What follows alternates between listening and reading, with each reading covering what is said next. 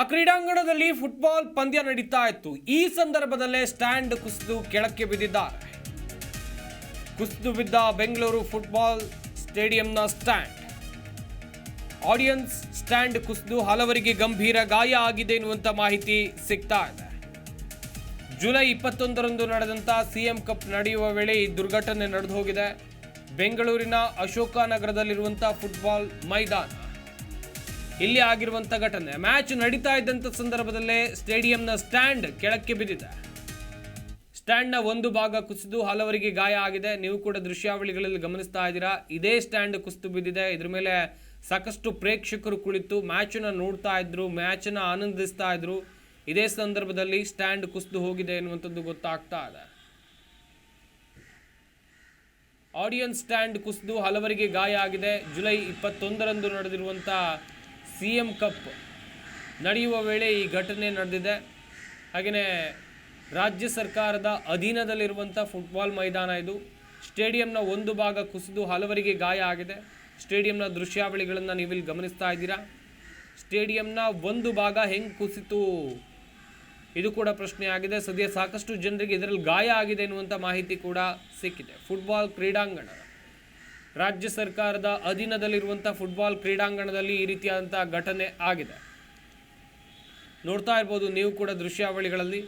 ಪಂದ್ಯಾಟ ನಡೀತಾ ಇರುತ್ತೆ. ಪಂದ್ಯಾಟ ನಡೀತಾ ಇದ್ದಂಥ ಸಂದರ್ಭದಲ್ಲೇ ಸ್ಟ್ಯಾಂಡ್ನ ಒಂದು ಭಾಗ ಕುಸಿದು ಹೋಗಿದೆ. ಅದರ ಮೇಲೆ ಕುಳಿತು ಕ್ರೀಡೆಯನ್ನು ನೋಡ್ತಾ ಇದ್ದಂಥ ಅಂತ ಹೇಳಿದರೆ ಫುಟ್ಬಾಲನ್ನು ನೋಡ್ತಾ ಇದ್ದಂಥ ಪ್ರೇಕ್ಷಕರು ಕೆಳಗಡೆ ಬಿದ್ದಿದ್ದಾರೆ. ಗಾಯಗಳಾಗಿವೆ. ಸದ್ಯ ಅವರನ್ನು ಆಸ್ಪತ್ರೆಗೆ ದಾಖಲು ಮಾಡಿ ಚಿಕಿತ್ಸೆಯನ್ನು ಕೊಡಿಸಲಾಗ್ತಾ ಇದೆ. ಸ್ಟೇಡಿಯಂನ ಸ್ಟ್ಯಾಂಡ್ ಕುಸಿದು ಬಿದ್ದಿರುವಂಥ ಘಟನಾವಳಿ ಬೆಂಗಳೂರಿನ ಅಶೋಕ ನಗರದಲ್ಲಿ ನಡೆದಿದೆ. ಫುಟ್ಬಾಲ್ ಮ್ಯಾಚ್ ನಡೀತಾ ಇರುವಂಥ ಸಂದರ್ಭದಲ್ಲೇ ಈ ರೀತಿಯಾದಂಥ ಘಟನೆ ಆಗಿದೆ.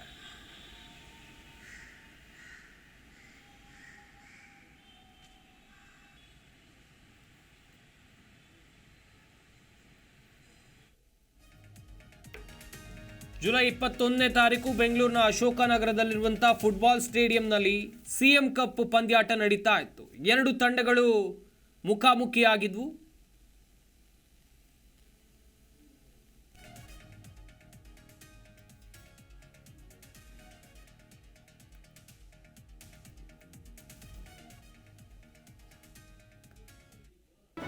ಜಿ ಕನ್ನಡ ನ್ಯೂಸ್ ಈಗ ನಿಮ್ಮ ಮನೆಯಲ್ಲೇ ನೋಡಿ. ಎಲ್ಲ ಕೇಬಲ್ಗಳಲ್ಲಿ ಈಗ ಲಭ್ಯ.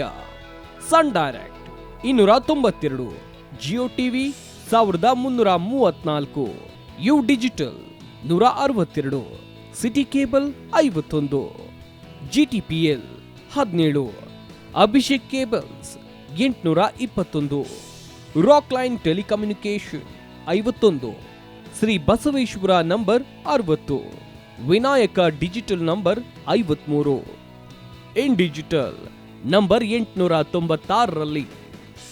ನಿಮ್ಮಿಸ್ತದ ಜಿ ಕನ್ನಡ ನ್ಯೂಸ್ ನೋಡಿ ಆನಂದಿಸಿ.